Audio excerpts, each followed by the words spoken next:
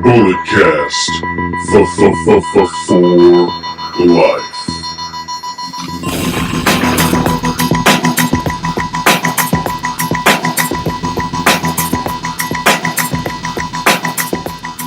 Hello, ladies and gentlemen, and welcome to the Bulletcast. This is the number 22nd sports recreational podcast. But yet again, this is the only sports recreational podcast that is simply just too sweet.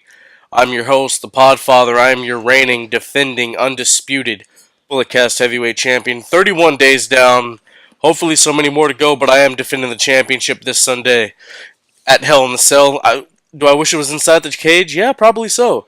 But, you know, we got a great show for you. Outside of the ring, fan mail, Raw recap, Smackdown recap, promo and match picks of the week going over Hell in the Cell.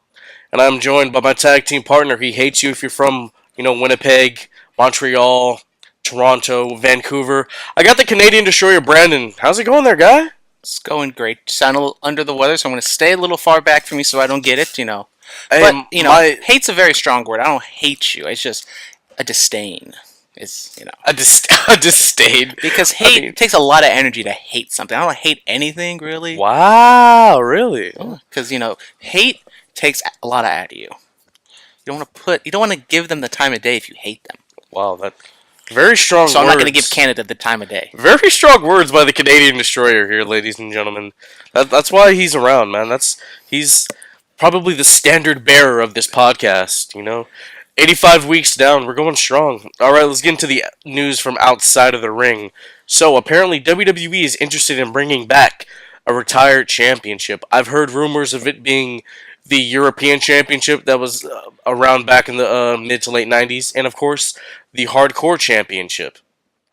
Now, what are your thoughts on WWE bringing back one of these illustrious championship titles? Well, I've said it before many times in this podcast that I am a proponent of less championships, not more championships. And you said European Championship. We already have one in the UK title. That's very true. So it would not make sense to bring back that championship. Hardcore Championship, I guess.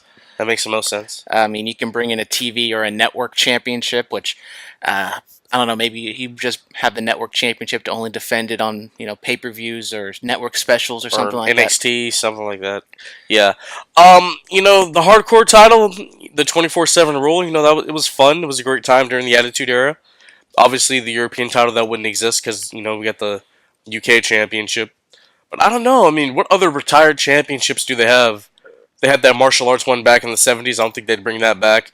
They had a 6-man tag back in the day. They had, of course, women's tag team championships. We've been hearing rumblings for months that that's what's going to happen. But as far as retired ones, I guess the hardcore is the best option. Alright, also, WWE is looking to introduce some WCW named events. So probably like a Bash the Beach or a Halloween Hell. I was a big proponent.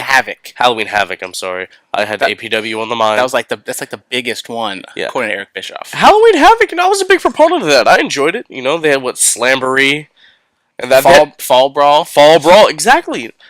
Changing it up so we don't have pay-per-views named after gimmick matches. I'm fine with it.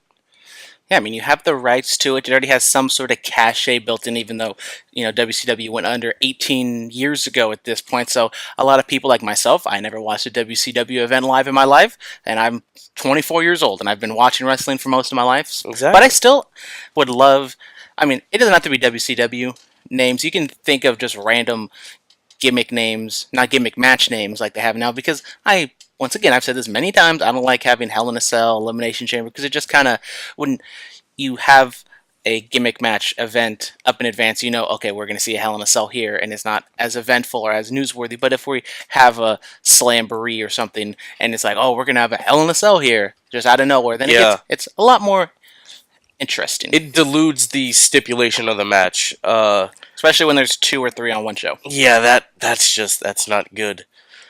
Alright, well, moving on from that, Renee Young, she joins the Raw commentary team full-time. Congratulations, Renee. She did some commentary down in NXT a few years ago. She did, 2 previous episodes of Monday Night Raw before this week. So, congrats. Congrats to her. History making, which I'm always a little hesitant with WWE, where sometimes they just want to make history just to say they made history. Of course. But, I don't know if I'm mean, not because she's Canadian, but I'm not feeling. Wow. I'm not feeling the commentary. I just don't feel she's like up to snuff. I mean, is she a better upgrade than Booker T and Coach? Probably. Well, hold on. I look at it like this: like Coach, this institution of Coach, was it his best job? No, he tried to have like the word of the hour gimmick, and that didn't really. He tried to be ESPN Coach. Yeah, he was really a poor man's Byron Saxton. That's basically what it was.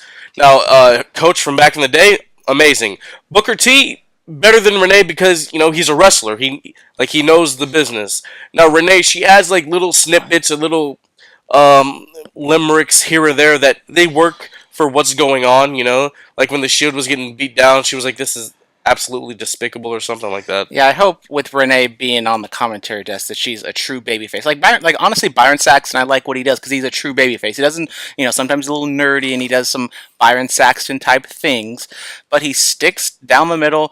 Booker T, he would say dumb things because I don't know if he even cared or he was paying attention. He would cheer, shucky ducky quack quack. He would cheer. He would like say, "Oh, you got to do things to get ahead in this business." You got to. And that just doesn't make any sense. So hopefully Renee Young keeps it on the straight and narrow, and she's going to have to be on the commentary table for at least 3 months because that's how long Coach was. And you can't just make history and then fire her, 2 weeks after. You know what I want to do? Or what I want to see them do? Like when she was on Smackdown doing like the Mean Gene role, Miz addressed her relationship with Dean Ambrose, and then they kind of addressed it a little bit more on TV.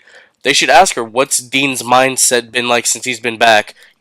What's his game plan for certain things? Why don't they address that? Because unless you're on Total Divas, which technically she was on for one season, but they don't like to acknowledge real life relationships if there's not a storyline or reason for it. Come on, because WWE. They don't acknowledge Bray Wyatt and JoJo. They don't acknowledge. I don't know. There's probably some other ones that was it Peyton Royce and Ty Dillinger? They don't acknowledge those ones. Shout out Bray Wyatt for destroying a fan on Instagram over his remarks about he and JoJo's relationship. Just mention it, like, have some continuity there. It's okay. I'm pretty sure we're going to get some snide remark from Corey Graves somewhere when Dean Ambrose is on TV. Yes, probably get it this Sunday. We don't know. All right, Hulk Hogan says the NWO would destroy the Shield. Thoughts on this? I have to agree with him because the NWO had like 30 people on their team. So yes, and they had Virgil. So 30 against. He's going to Vincent. He's going to bring out the hammer if you know what I mean. Oh, hey. You already know. He loves his money in marinara sauce, as I've been told. The NWO, like, is it NWO red or white? Who knows? They had like 75 people, Yeah, sure. Like, logically, they would destroy the Shield. But if we're just going OG3 against the Shield... In 2018, absolutely not. Yeah, because Kevin Nash has terrible quads. Scott Hall is probably the best person on there athletically. He didn't fall deep down into the hole yet. Yeah, surprising. But if we're just going strictly kayfabe, if it's 3-on-3 OG NWO versus the Shield today, pretty sure the Shield will win. Because the Shield, as much as the NWO is like famous as a faction, they weren't like a team like the Shield is. Yes. Speaking of factions, WWE segue. Oh, segue! Look at this, Segue King. How you doing? All right, WWE released a top 10 factions list last week, and I wanna break down this list. All right, it's a WWE list. You can't put a lot of stock into it. I know you can. A lot of people have been putting a lot of stock into this, and they've been kind of breaking it down. Jericho destroyed a list on Instagram this week or something when it was greatest tag team championship wins. Oh yeah, he said Chris Benoit. That was Jericho Savage. All right, so this list: Undisputed Era is number 10. The Fabulous Freebirds are 9. Nexus is 8. Heart Foundation, the one with Brian Pillman, Owen, and whatever, was 7. New Day 6. Evolution 5. NWO 4. DX 3. 4 Horsemen 2. Shield 1. Alright, first off, Undisputed Era hasn't been around long enough to do anything. Freebirds, criminally underrated. Yes. New Day, they were a 3-man group. They're not a faction. Shield, 3-man group, not a faction. Well, again, I guess. Nexus. Then I guess the Freebirds aren't a faction then either. They had 4 people. At one point. Jimmy Garvin. Throw him in the mix with Terry Gordy and Buddy Rogers. So only Buddy Roberts. So the less Freebirdy version back in WCW. I guess. Let's really look at this though. Like 4 Horsemen, probably the greatest faction of all time. Let's really look at it. 4 guys who were all champions. Flair World Champ, Arn and Anderson. They were They were the tag team champs. Terry Blanchard was the television Tully Blanchard. Tully Jesus. Blanchard. How do you say Terry Blanchard? I can't believe I said that. Tully, I love you. Tully Blanchard. He was the television champion. JJ Dillon was the manager. 4 guys had the gold. Cut a promo together, and then it worked well. You can even throw one with Barry Windham. I'll even accept that institution of the 4 Horsemen. Everything after that was just no, absolutely not. Yeah, You're not gonna put Mongo in there, let's not talk about that. and he should not be named. Yeah, The Pegasus Kid. like I said, after Barry Windham, everything after that, Barry Windham's a cutoff. Okay. Everything after that, no. I guess number 2. I don't know. Where's Bullet Club? Where's Balor Club? Where's the club? Yeah, I mean, yeah, Horseman number 1. Because it's not strictly WWE faction. There's WCW and Mid South factions in there. There's true. Yeah. I mean, so we got to go Bullet Club or Lij or Chaos. I mean, but WWE Suzuki owns like tape libraries, all these things. That's why they're there. Once WWE, the main event Mafia. oh my god, I love the main event Mafia. Once WWE acquires a TNA or an NJPW or a Ring of Honor or even a CZW tape library, What about Mount Rushmore? then you see all these other different factions. Mount Rushmore. What about the Fortune faction? Should we? What about Immortal? Oh, I mean, see, this is this kind of stuff we got going on right now. This is all the kind of stuff we got going on. But yeah, like take away like New Day. What about the core? The core. No love for the core. What about the New Nexus? What about the Straight Edge Society? Exactly. See, I'm out here, man. Yeah, so Undisputed Era, Nexus, Shield, New Day, take those guys away. Nexus, they had one great moment. They should have won at SummerSlam 2010, but they didn't. You know, Hart Foundation. You could say they. Some people say they ushered in the Attitude Era with Brett's heel turn. I don't know about all that. I mean, all 5 of these guys, Owen, Brian, Brett, Jim, and Bulldog, all 5 of those guys were amazing workers. But I don't think. I mean, we remember the Hart Foundation as like the tag team. I don't think a lot of people kind of remember them a lot as the faction. I mean, it's memorable. It's a lot of people all in one group, but I mean, what did they honestly really do as a faction? That's true. They're all kind of just doing their own thing. You have to go back and look at that. I mean, personally, Evolution is probably my favorite faction of all time. Just hands down. I mean, the greatest Flair, the current greatest at that time, Hunter, these 2 guys passing down all this wisdom to the young Orton and the young Dave Bautista. It's just, it doesn't get any better than What that. about the Dangerous Alliance? What about the Dangerous Alliance? What about the corporate ministry? No. Where's the Nation of Domination on this thing, man? Kind of ahead of their time, a little revolutionary, man. Kind of their WWE's Black Panthers, if you will. So I mean, yeah, I mean you could tear this list apart all day long, but I was a little taken aback by what I saw on it. I was like, really? It's just to get the Shield over. Just to get the Shield over. Gotta make Roman look good. Gotta make Roman look good, man. I'm telling you. I'm telling you. Alright, well, moving on from that. Ric Flair gets married for a 5th time. He marries longtime girlfriend, Wendy Barlow. They got married, I believe, Wednesday. Yeah, Dolph Ziggler walked his bride down the aisle. Charlotte was in attendance, along with Michael P.S. Hayes, Michelle McCool, The Undertaker. Sting, yeah, Stinger. The Stinger, yeah. Congrats to Flair, man. Hopefully the 5th time is the charm. She was it Fifi the maid on WCW? So you never know what's gonna happen. You never know what's down gonna the happen. line. Yes. And, 5th time, hopefully it is the charm because he always makes jokes about how all his wives have all his things. But maybe this Flair got money. But they went through a hard time together with Flair almost dying. So hopefully that they can live on together. She was there when he kicked out at 2 9/10, so I think she's in it for the long haul. Alright, Simone Johnson, daughter of Dwayne The Rock Johnson. She has reportedly been training at the WWE Performance Center. Okay, I mean, I know who she is. I know what she looks like. I don't know her athletic background. Does she have the charisma as The Rock? Because, let's be honest, The Rock wasn't the greatest wrestler in the world. He got over because he had the best charisma possibly of all time. And, I mean, yeah, they're just going to put it with Nia Jackson, just make that an easy combination between the two cousins or whatever. Just make a giant Samoan faction. Just the Usos, Roman, Tamina, Nia, Rock's daughter. Just make this giant Samoan faction. Just do it. I mean, I'd love all of it. It's really hard to be the son or daughter of one of the greatest wrestlers of all time, and Charlotte's like honestly the only one who's really done it. She stood out, yeah. She still isn't like out of Rick's shadow. I mean, she basically is doing Ric Flair's gimmick. So it's really, we have an actual fan mail question about Charlotte, so that's gonna be. Well, there you go. Transition again. I But we still know. got more stuff to talk about. I know, right? Yeah. Yeah. I mean, Simone, she's come out and said like when she finishes college, then she could think about training full time. So when you finish college, she's like what 17 right now, so like 22. She's 17. She hasn't even started college yet. Unless she's really smart, which maybe she shouldn't even be in the wrestling business. Oh my god, yeah. Maybe she'll be like a phlebotomist, not a phlebotomist, maybe like a scientist or something. You never know. Yeah. And if she decides to take it up full time, that's congrats to her. Kind of trying to carry on the family legacy or whatever.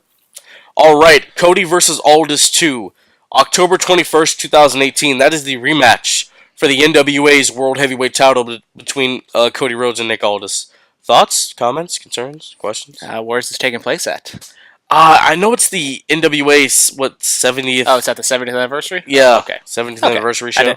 I didn't know what the date was. So, that's a big show. It's going to be a lot of hype behind it. Obviously, they're going to have the NWA Championship on the line. I think this is kind of a turning point to see, okay, was the Cody thing just to get something on All In, get some buzz going? I do think Cody's going to win, just because of course. I feel like he should have it for as long as he's on the independent scene until they find like the next up and coming guy. So it should hopefully maybe they just cut the BS like they did at All In, just kind of a straight up match. I like the corners and all the other stuff around the match, but hopefully they don't try to do a work shoot like they did up the other time. But just hopefully maybe this time they realize, okay, maybe at All In, this wasn't the time for us to try to steal the show because we weren't honestly going to steal the show. But now, since we're probably the main event, I think this is the time we can show everybody what we can do. Yes, you got to show everybody what you can do. All right, Lana showed WWE 2K19 what she could do with her Twitter account because she... Shout out Lana, she liked one of my tweets once. Oh, shout out Lana, Mm-hmm. She saw a screenshot of her character in the game. She has a 70 overall rating, I might add. So hey, Lana... she's not there to get their W's. Oh, yeah. So Lana put on Twitter, "Who is this? Never have I ever worn that gear or wrestled with that short hair, so I am very confused who this woman is."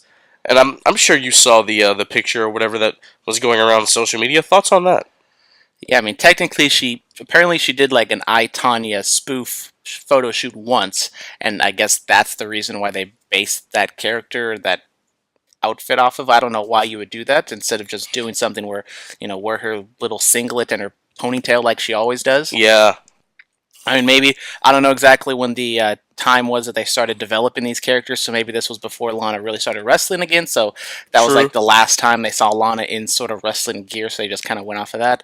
But I can see Lana's gripe of not being, the way she wants to be portrayed on the game, because I don't know, is this her first time being in a game?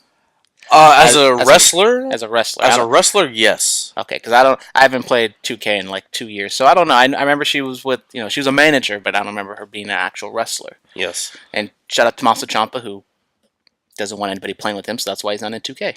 Wow. I'm sure he'll be like a DLC character or something like that. Maybe. You never know. All right, our fan mail segment. So Paul Playley comes from Instagram, and he says, "A Spanish-speaking hardcore cruiserweight luchador. Could Pentagon Zero get over in WWE?" Yeah, I mean, I talked about it on Under the Radar a little bit about the prospects of him and Phoenix coming over to WWE. The language barrier is a little bit of an issue. We saw with Andrade that, stick him with Selena Vega, who can speak perfect English, and when he tries to speak English, he gets the what treatment, which I'm not the biggest fan of. But Pentagon, he doesn't speak English, but I think he brings enough intensity and all the other stuff in the ring that maybe you do put him with somebody who can't speak English, or you can just kind of do it Impact and Lucha has done, just kind of put him in backstage segments and kind of have the subtitles. Yeah, Pentagon, I'm a big fan of him. We've seen him live at APW shows. His match against Kenny Omega at All In was simply phenomenal. Probably one of the best Kenny Omega matches I've ever seen. I don't know about that. I don't know, that Cody one tops them all, though. I'm just going to say it right there. But, I'm a big fan of Pentagon. He's a bigger cruiserweight, so to speak. Don't even put him on NXT. Just put him on Smackdown and let him feud with Andrade Cien Almas. And could you imagine that, that dynamic between Pentagon and then Almas and Selena Vega? Something about it speaks to me, I mean, honestly, I think Phoenix has more of a opportunity of going straight to the main roster, just being on 205 Live. Yeah. But I think if Pentagon comes, I think he probably would be in NXT first. Oh yeah, just to beat the indie out of him.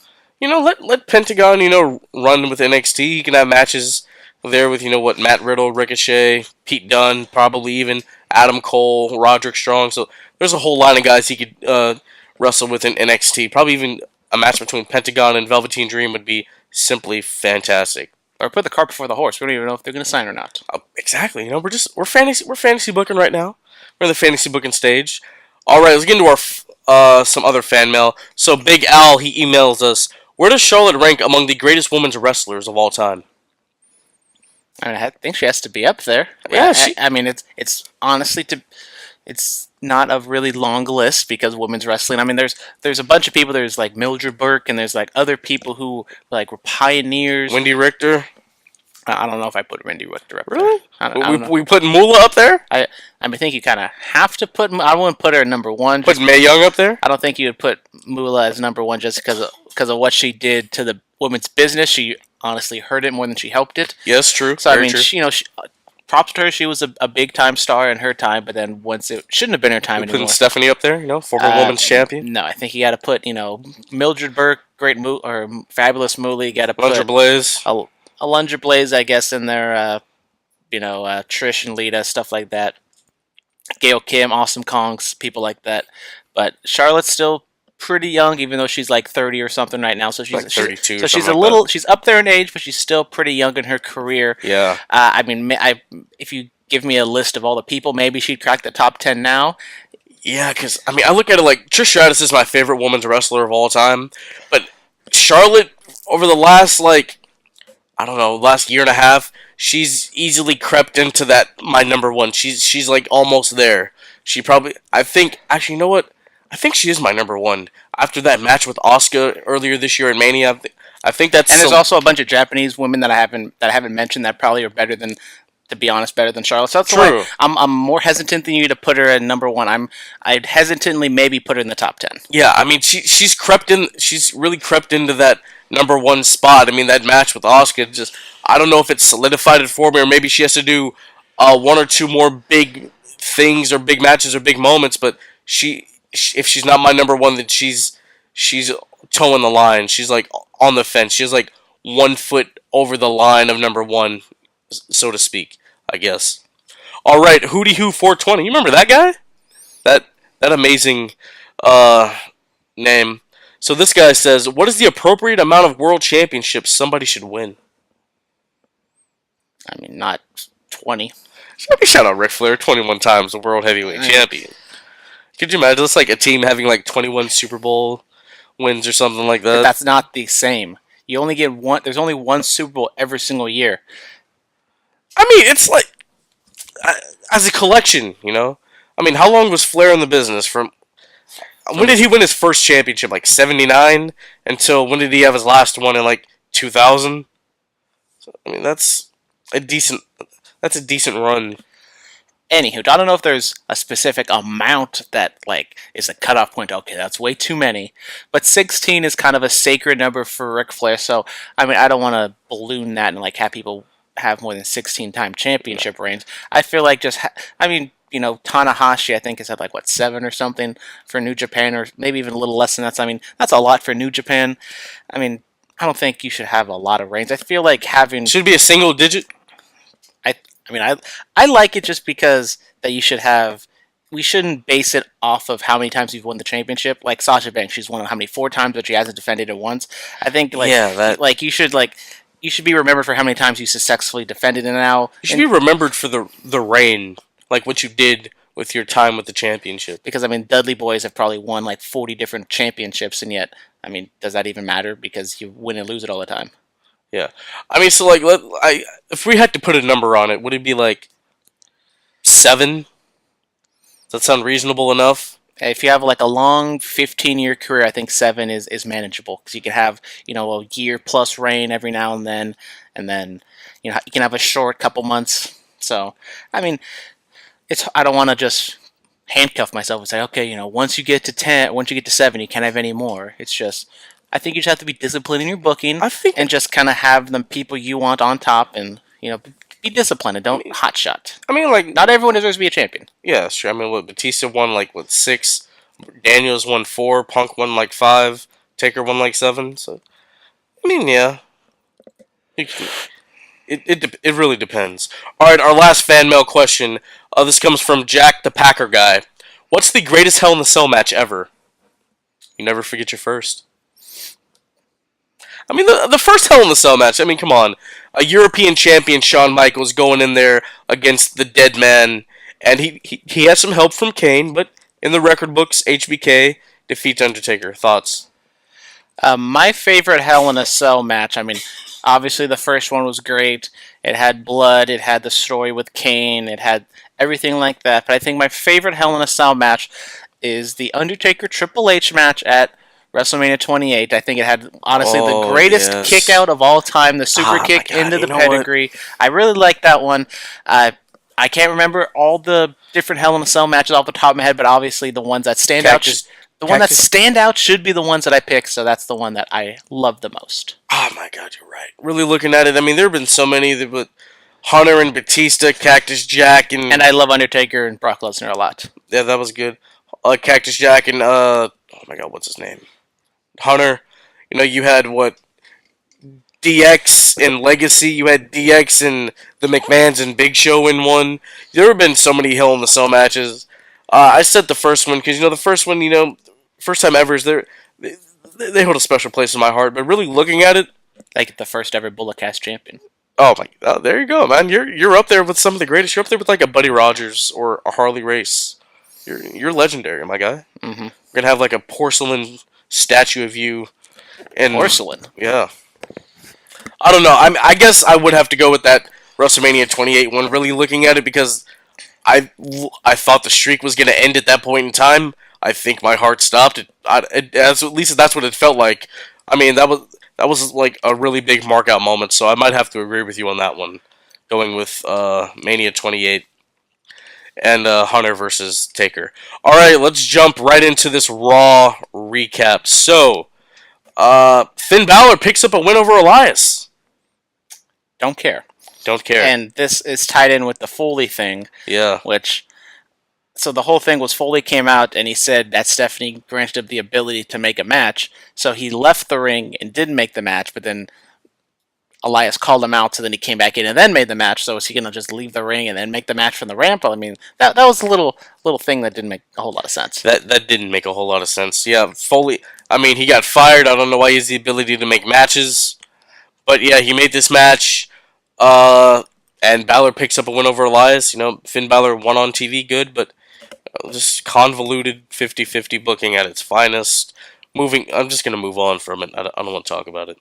Alright, Rowdy, Ronda Rousey, and Natalya, they go on to defeat Alexa Bliss and Mickie James in a tag team match. And then they talk about how Rousey's ribs may be hurt, and then Alexa kicks her, and she seems hurt by it. I mean, like, really? I mean, it's just kind of straight up kind of booking, especially with greener celebrities or greener wrestlers, where you work over the ribs, so if they get blown up, or that's kind of an easy way for them to sell, than having to sell another way, which, I mean, they're kind of building a little bit of doubt for Ronda Rousey losing, which we can get into in the predictions.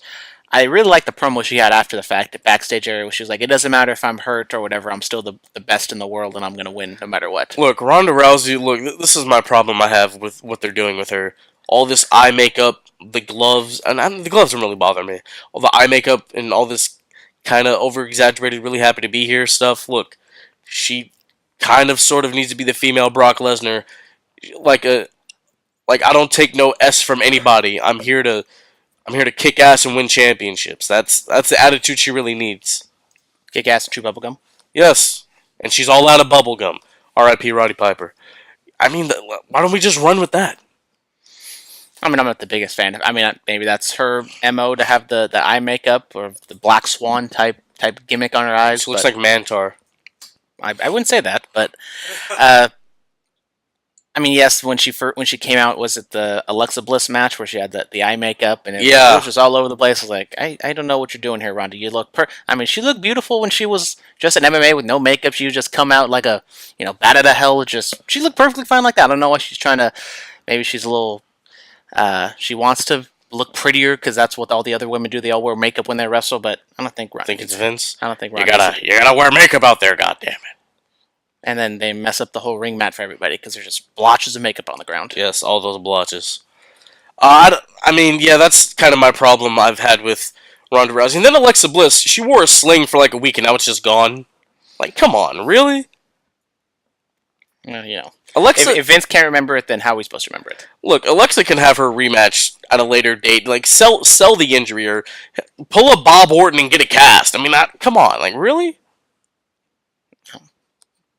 I preaching the choir over here. Yes, I don't know. All right, Triple H, the game, the cerebral assassin. He responds to the Undertaker. I know Hunter's backstage. Why wasn't he there when Taker and Shawn were there? Because maybe he was in Australia promoting the match. Because that's all. Maybe he was at the Performance Center. We don't know. Maybe he was. Maybe he was training the Rock's daughter. Okay. Yeah, Hunter comes out there, responds to what Taker said. And he's just said, he's going to lay the dead men down for a final time. Thoughts on the promo? The promo was fine. It really reminds me of just WrestleMania time when they have the big stars and the big stars. One comes out, says something one week, and then the other one comes out, says something the other week. It's just, I don't know. I'm not the biggest fan. I really like the Undertaker Shawn Michaels dynamic a lot better than just someone standing there in the middle of the ring and just talking for whatever this was, 10 minutes. Yes, absolutely. I mean, I don't know. And this match is taking up a lot of time on Raw, and I think Raw only has 3 matches on Hell in a Cell. So yeah, I mean, this is taking up a lot of time, and 3-hour Raws. You know what? I'm okay with that because I don't want another match or 2 on Hell in a Cell. Yeah, I mean, I don't even think there were any matches on the pre-show, so that. No, there'll be some. Oh yeah, they're gonna throw something together. Kalisto's gonna wrestle Kurt Hawkins or something. You never know. Sasha and Bayley will wrestle against somebody in front of them. They're not. Where have they been? I don't know. Oh my God, Vincent Kennedy McMahon, come on there, guy. Yeah, but going on with the Hunter and Taker, it's fine. Build it up. We're gonna see what we get in Australia in a couple weeks. All right, so Kevin Owens explains why he quit and why he came back after he dismantles Tyler Breeze. So KO, he gets on the microphone and he said he quit, but Baron Corbin said he can basically do whatever he wants. That's why he came back. And Kevin Owens, I noticed he had on the silver lettering KO shirt. So I guess he's going back to the prize fighter version of Kevin Owens, which is probably the best Kevin Owens from NXT when he came up and beat John Cena in his first match at not Hell in the Cell, Elimination Chamber 2015. So what are your thoughts on this? I think they're trying to make chicken salad out of chicken. You know what? Just because I felt like what they did a couple weeks ago with the Seth Rollins match was great. I said it. I thought they were going to turn a babyface. They're going to finally push KO. Nope, he's back to being a heel and back to being an upper mid-card guy, and he's apparently going to feud with Bobby Lashley. If he had stayed away for, he could have came back to Raw after Hell in the Cell, that would have been okay, and he mentioned this or something. Yeah, And now he is avenging he's avenging Sami Zayn, but yet he, was off for, 2 months fighting Braun Strowman, so why didn't you just do it then? And it's not even on the list. We didn't even talk about Leo Rush gonna manage Bobby Lashley. Maybe that was just putting a black guy with a black guy. That's just how we got to do it. Yeah, Leo Rush is apparently the new hype man for Bobby Lashley. So I mean, it looks like they're trying to go comedy for Bobby Lashley, which I find it sort of entertaining with the whole my man thing, but if they just hit that note every single time for a 10-minute segment, it's going to get a little annoying pretty quickly.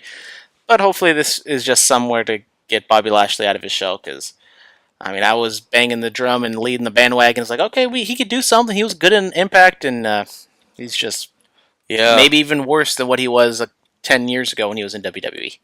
Oh, that was a very interesting time for Mr. Lashley.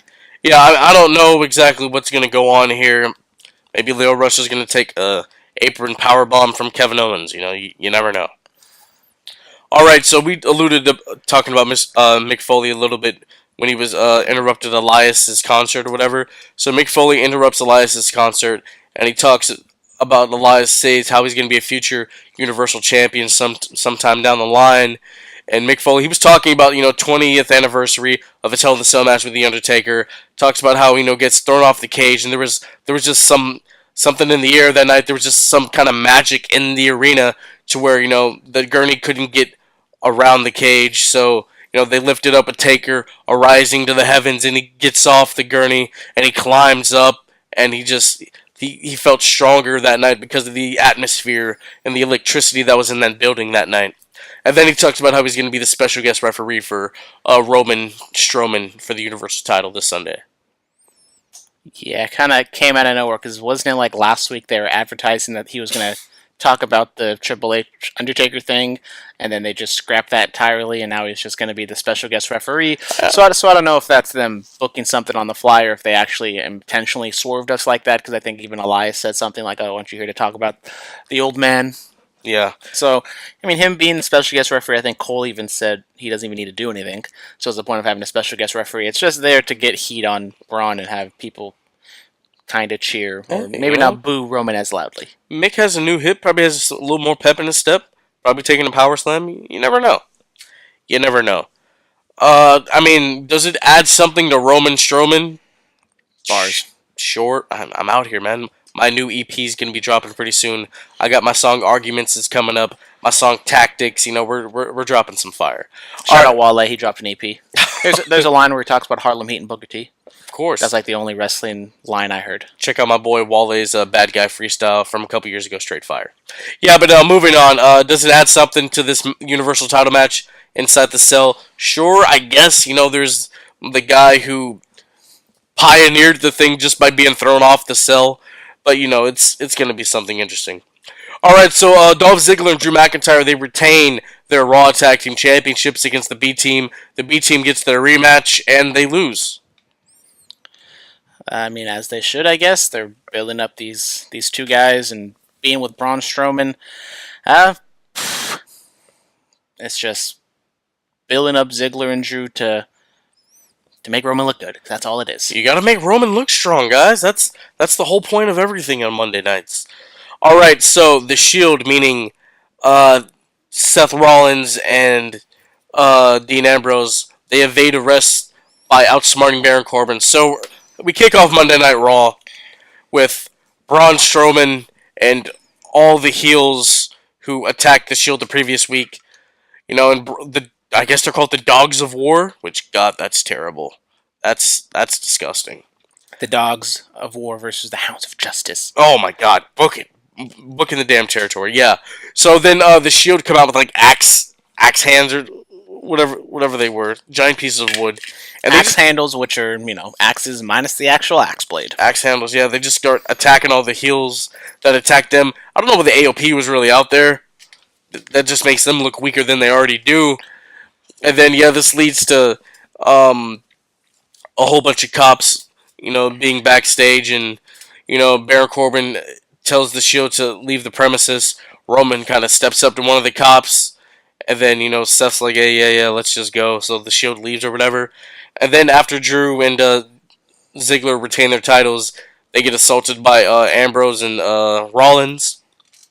And then we have a segment with Baron Corbin backstage, like, I told you guys to leave, so I'm going to have you arrested again. So we find out that Baron Corbin had them arrested the first time. And then we have Officer Ambrose come in, and Rollins talks about how Corbin falsified a police report.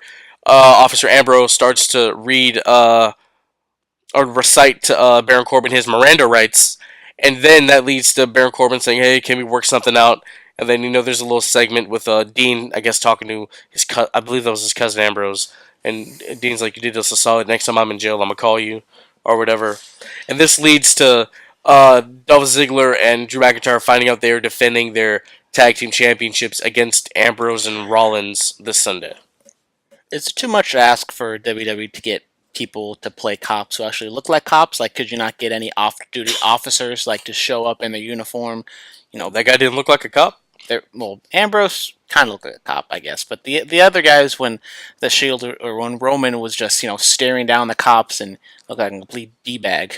Just what are the cops? The cops are just there to do their job. I mean, come on, guys. I mean, it goes back to the whole police brutality thing going on in America right now over the last couple years. Stick to wrestling, Philip. I'm sorry, man. I'm a big proponent of NWA F the police. Yada yada yada. But yeah, We just lost like half our audience now. we did just lose half our audience. I'm sorry.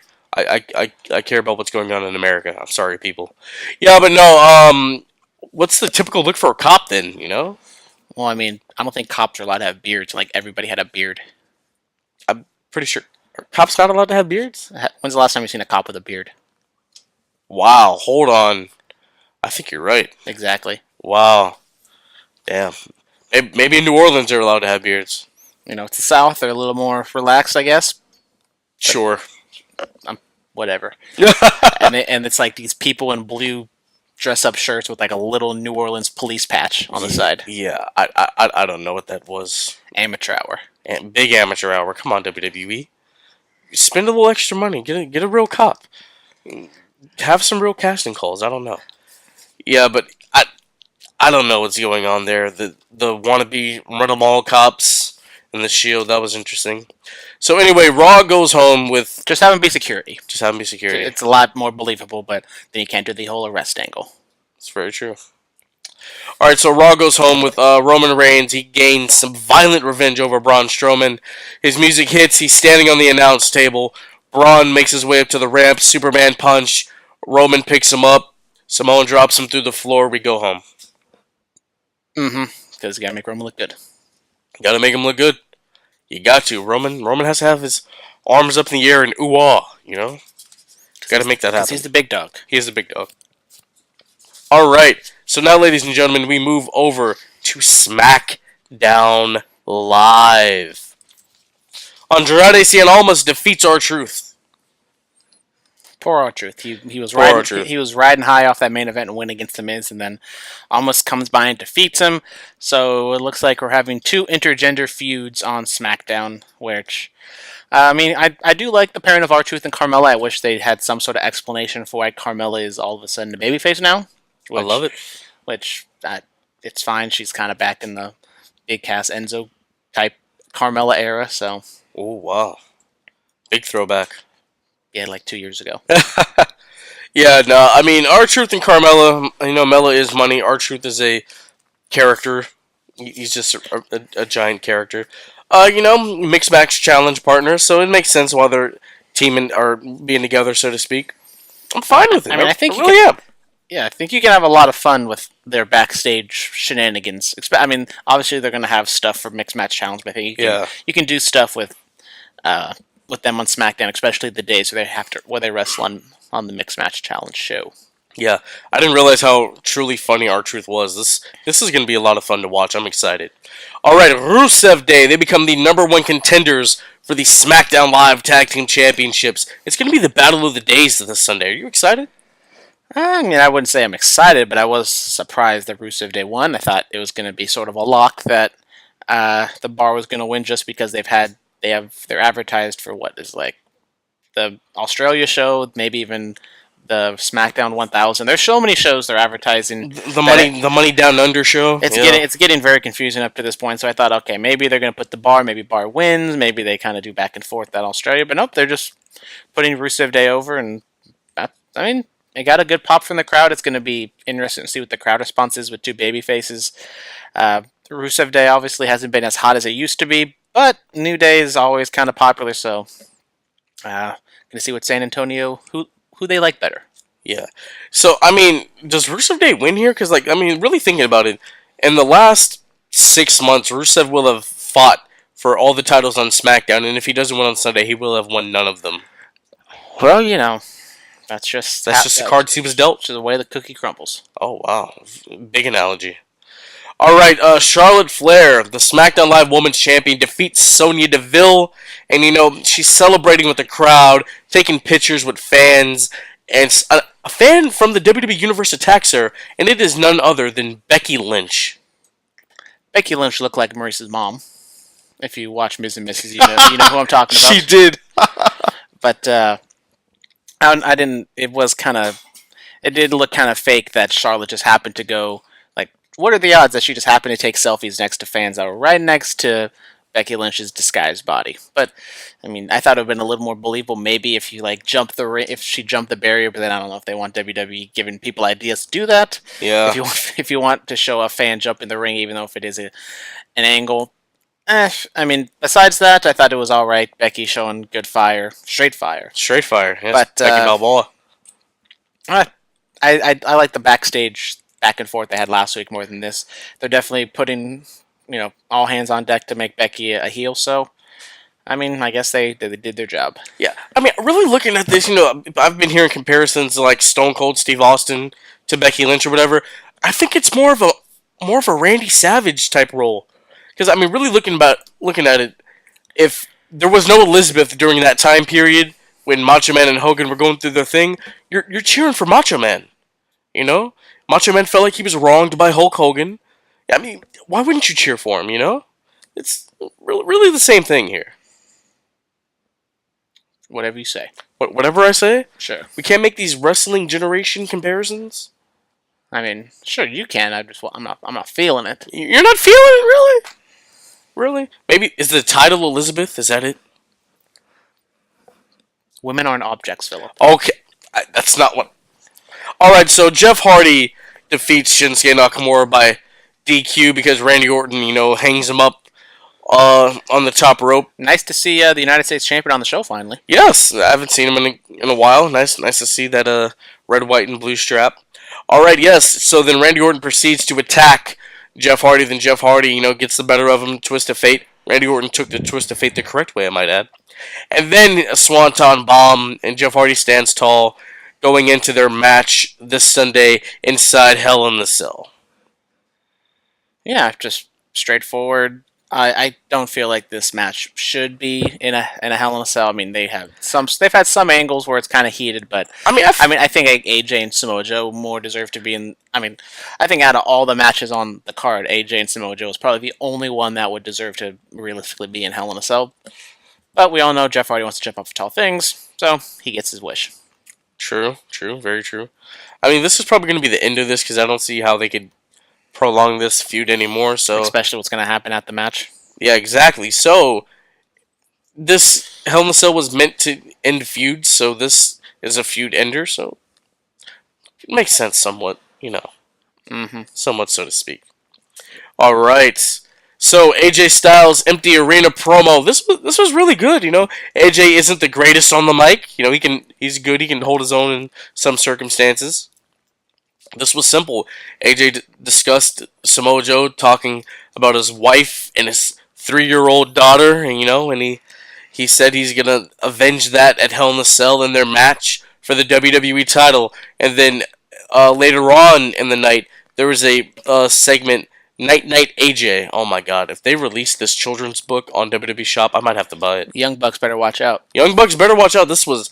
It could have been so stupid, but it was excellent. It really was. Samoa Joe reads a children's book. He, wrote himself Night Night AJ.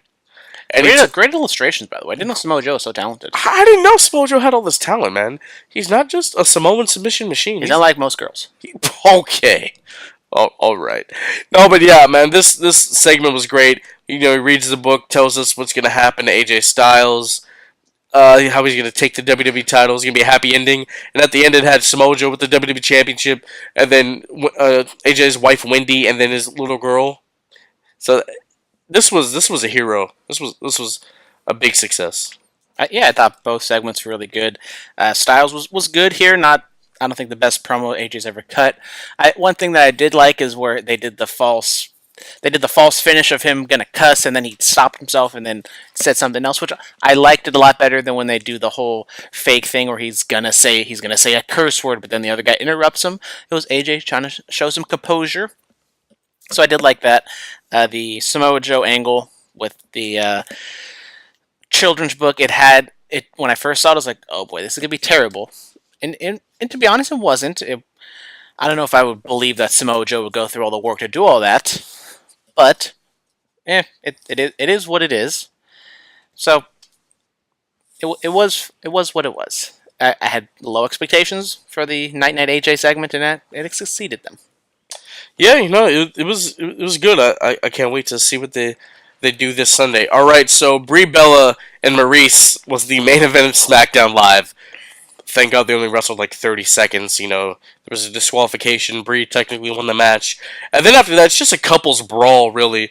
Brie has on the yes lock on Maryse. Miz pulls her out of the ring, and she takes an interesting bump, on her back, and then Daniel Bryan's like, "Don't touch my wife," and then Bryan and Miz start brawling.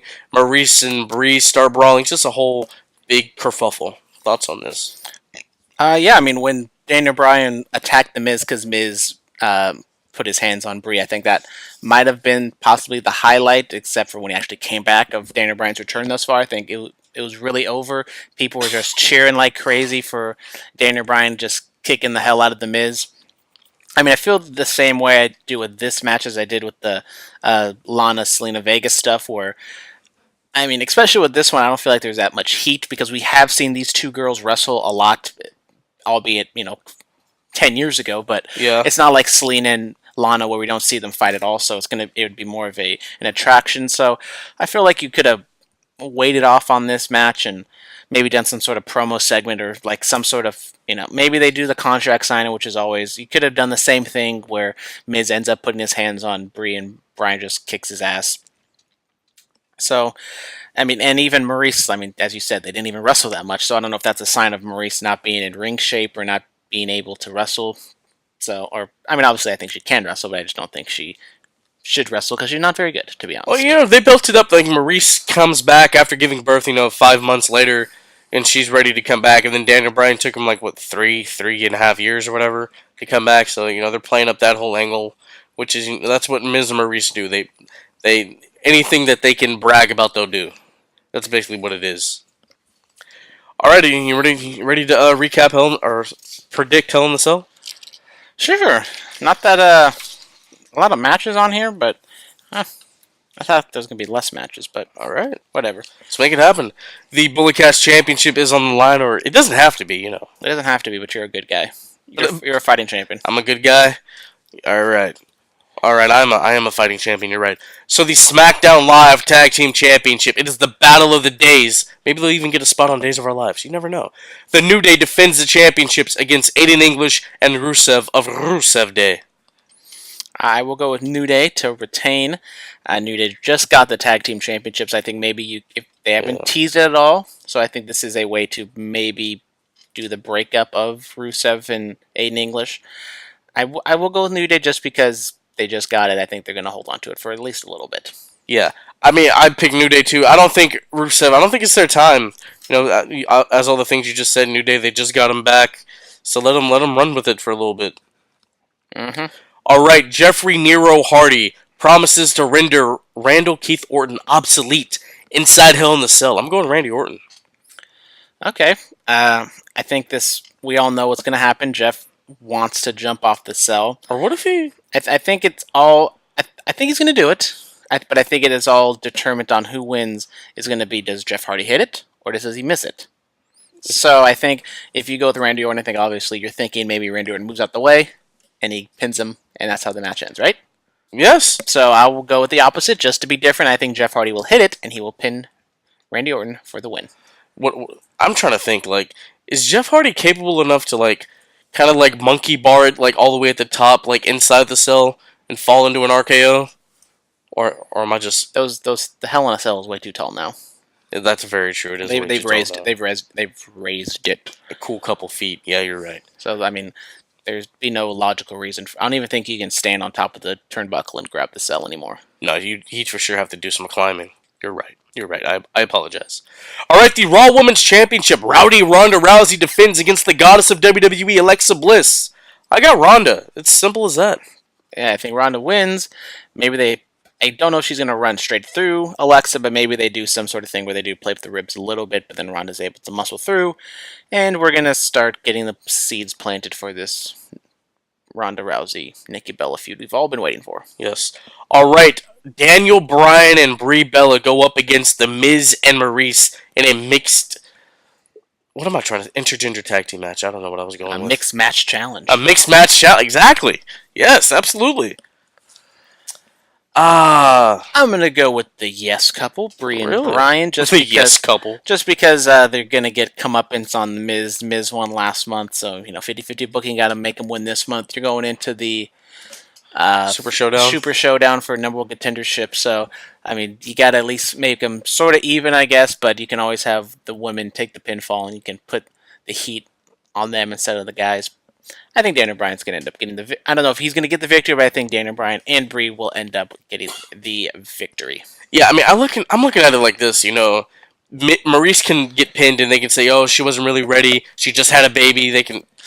I don't know if you do the double tap out spot, which would be fun, but I don't know if they'd want to put the Miz over, like have the Miz tap out like that. But then there's something about Miz winning here, winning in Australia, getting that championship opportunity, taking it off of AJ. Like, he just keeps getting one over on Daniel Bryan that it makes it poetic, so to speak.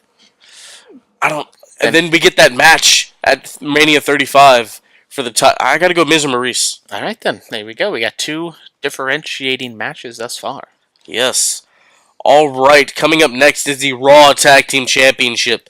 Dolph Ziggler and Drew McIntyre go up against the Intercontinental Champion Seth Rollins and Dean Ambrose while they are defending their Raw Tag Team titles. I'm going to go with Drew and Dolph on this one. Obviously, they just won a couple weeks ago. Going to keep them strong. It's a regular match, so I think you can get some sort of schmoz. Maybe you get a disqualification on either one of them, but I'm tempted to go with Dean and Seth via disqualification, but I mean, I guess I'll just keep it simple with them winning, especially what I think is going to happen at the in the main event. Yep, Dolph and Drew just won the titles. You got to keep them on them. All right, the WWE Championship, kind of a blood feud. The phenomenal AJ Styles goes up against the Destroyer Samoa Joe for the most prestigious title in the game. I think AJ retains. Yeah, I think AJ does retain. I mean, I can't see Samoa Joe winning, but I feel like maybe. I mean, do you think that if this was going to be the blow off, that they would have put it in a Hell in a Cell? Yeah. So, but do you have the Jeff Hardy thing of like, did they really like just give it to Jeff Hardy because he wanted it that badly? So maybe it's to write him off TV. Maybe he does have some injuries that he needs to heal up for. I don't know. I guess I'll go with AJ. I think no matter what you do, I think, especially coming out of the Super Showdown where the Daniel Bryan and the Miz are going to be number one contender, I think you can do more with AJ going against either Miz or Daniel Bryan. Samoa Joe against Daniel Bryan would be fun, but then if you put him up against the Miz, I think obviously Samoa Joe is going to get cheered and you're going to possibly hurt both guys. So I think AJ is going to win. Yes. All right, the SmackDown Live Women's Championship. The Queen, Charlotte Flair, is going up against the last kicker, Becky Balboa, Becky Lynch. I think Charlotte keeps it. I do think. Don't write it down. Oh, because I do think Charlotte is going to keep it. Maybe. I don't know. I'm very torn. I want Becky to win. I know Charlotte just won, but I heard some things. Maybe they're going to do a double turn. Maybe something happens. Maybe Becky Lynch gets disqualified, which is how Charlotte wins. You know what? We've gone both. We've only have two matches that are different, so I'm gonna do the tiebreaker, and I'll go with Becky Lynch. Okay, I think this will be the tiebreaker, man. I'm excited. I really am. Yeah, Becky will probably lose, but I'll get the other two right, so it doesn't matter. So it doesn't matter. All right, we all know this is the main event. The WWE Universal Championship is on the line. The big dog Roman Reigns defends against the monster among men, my boy Braun Strowman, inside Hell in a Cell with the pioneer of the match as special guest referee, Mick Foley. Foley is good. Roman Reigns is going to win, obviously, going to make Roman look good. Braun's going to do something to Mick Foley. Does he take a bump? Does he do something? Does he go through a table? We don't know. We have to stay tuned and find out. Yes, absolutely. All right, so any other thoughts on Hell in a Cell there? You didn't give any thoughts on the main event. Did I give any thoughts on the main event? I mean, yeah, look. There's going to be some interruption. Well, I didn't say this. I do feel like there's going to be some sort of schmoz where all six guys come down, and ultimately I think Braun Strowman's going to get laid out, and that's how Roman wins. Because then you got the sixth man in Australia, and that's how you build up to it. But do they shock us and put it on Braun? I feel like we all forget that this match is even for the championship, and this was Braun Strowman's cash-in. They have not even talked about that for a while. Yeah. They should have just gave KO the Money in the Bank at SummerSlam, man. I'm telling you. And we haven't seen the IC title in a couple weeks. I think Roman just finally. This is like the first time we've seen the Universal Championship on Raw. We barely saw it. He laid it down on the table. So if you saw that little bit, that was you seeing the Universal Championship. Look, man. So apparently the Shield doesn't have championships, but the singles guys have championships. Because well, I mean, even when Dean and Seth came back, Seth didn't have the championship. It's very true. I mean, I'm looking at it like this. All these guys are going to get involved one way or another, but it's going to end up with Roman walking out with the Universal Championship, because that's just what the big dog does. Alright, Brandon, tell me, what is your superstar spotlight this week? Who do you got? Well, it's probably not the best superstar spotlight, just because I don't think anybody really stood on either show. I haven't seen NXT or Mae Young Classic, so I can't really say anybody from that show. I mean, I guess I'll go with Samoa Joe, just because it was such a shocker that segment was as good as it was. Are you stealing my superstar spotlight there, guy? Because honestly, that's the only one I can really think of. You're right. If you want me to pick somebody else, I mean, you don't have to pick anybody else. I guess I could pick Mick Foley. He came back. I guess I could pick. He had a decent promo. I thought it was all right. Yeah. So no, I mean the segment with Samoa Joe, like I said before, Night Night AJ had no reason to be as good as it was. I'm a proponent of it. I'm a big fan of it. Maybe he keeps him going all the way until Super Showdown. You never know. All right, we have our promo pick of the week. Brandon, why don't you tell us what's going on? So, usually we have like serious promos, money-making promos, but this one just isn't the case. We saw Black Machismo come back at All In last week. Yes. So, it's a little bit of that. We have Ric Flair, who just got married for the 5th time this week, as we said. Woo! And we all know Jay Lethal can do a great Macho Man, but we all know that Jay Lethal can do a great Ric Flair impersonation as well. So we will be going back to 2010 TNA, where we have a showdown between Ric Flair, Jay Lethal, and Ric Flair, and they just go back and they just cut a whole bunch. They just do Ric Flair things to each other. And Ric Flair's in the ring with, I don't even know, was that the Main Event Mafia? Fortune Faction. Fortune Faction. And then we had Jay Lethal up on the stage, and they're just going back and forth. It's a whole lot of craziness. Yes. It's entertaining. I don't exactly know what it led up to, but it led up to Ric Flair ruining his retirement and having a match with Jay Lethal. That's what it led up to. Maybe that'll be the match pick next week. You never know. So God, no, let's not. Just type in like Jay Lethal, Ric Flair impersonation, and that's like the second thing that comes up. Yeah, I mean, I look at it like this. I think I watched that live too, which was, God, it was great. I've seen the memes like when they woo at each other, when your dog barks at another dog, yada yada yada. I mean, probably one of TNA's best moments. That's not in-ring competition. It was just entertaining as all hell. I think Jay Lethal's Ric Flair impersonation is better than his Macho Man. It was great to watch. I've never seen anything like it. Surprisingly, this wasn't one of the promo picks of the week in the past. I looked through all the scripts and this was not on there. So I'm doing deep dives out here. Oh, deep dives, big deep dives, yes. I think the reason I picked this is because I was listening to a podcast with either Bruce Pritchard or I think it was Bruce Pritchard. And I think he said all he was good for was a good Ric Flair impression. So I was like, oh, I never heard his Ric Flair, so I'll look it up, and this is what I found. You really never saw this? Nope, never seen it before in my life. Wow, that's 2000. I've said it before. 2010. I wasn't watching wrestling all that much. I watched a little bit of, I think it was 2011, 2012 TNA with the whole Aces and Eights and Claire, I love the Aces and Eights. Claire Lynch. I watched that type era TNA. Aces and Eights faction. Big faction. Very big faction. Yes. They would have destroyed the Shield. Mike Knox. Devon Dudley. All those Wes guys. Briscoe. Wes Briscoe. Ken Anderson. Come on, guys. And Taz. And Taz. You had to get your cut. Alright, closing match pick of the week. It is from the first ever Hell in a Cell pay-per-view from 2009. We have D-Generation X, Triple H, and Shawn Michaels going up against Legacy, a young Cody Rhodes, and Ted DiBiase. Hell in a Cell tag team match.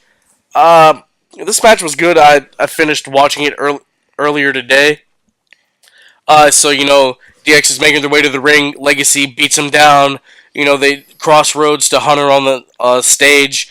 They throw Shawn in, they lock Hunter out, and for the majority of the match, it's really just a handicap match. And Legacy, they're really just beating down Shawn. Shawn throws a super kick or two, and then Hunter, finally comes to. He's trying to get in, tries to break the lock with the chair that's not working, runs to the back, gone for a couple minutes, gets bolt cutters, and then he just starts laying it into DiBiase and Rhodes. DiBiase gets locked out, and then Rhodes, he gets super kicked and a sledgehammer to the head at the same time, and DX picks up the win. Yeah, good match. Not the best one ever. It didn't come to mind when we were talking about the best Hell in a Cell matches of all time. Tag team Hell in a Cell match is something you don't see every day, so yeah, it's a little wrinkle in there. Pioneer, so to speak. I mean, Triple H, he's got a big old coffee table full of all the things he's done in his career. Yeah, man. Triple H, shut up, Paul. One of the greatest of all time. Was it like him and Undertaker like the most Hell in a Cell wins of all time? I don't even know. Yeah, Undertaker has 8, Hunter has 6. See, there you go. Yes, Orton and Shawn are tied for 3. Orton probably gets his 4th win. No, Jeff Hardy's going to win his first. Oh well, you never know. Orton, beat Cena in there, beat who else? Beat Sheamus in there, so you never know. Never know. Never know. All right, ladies and gentlemen, Hell in a Cell is this Sunday on the WWE Network for $9.99. Or your cable provider if you're still buying pay-per-view, doesn't matter. The Bulletcast Championship is on the line. The Canadian Destroyer, he's leaving the estate of the Podfather, and I have to go take care of some other business. Ladies and gentlemen, thank you for listening. Goodbye and good night. Bang.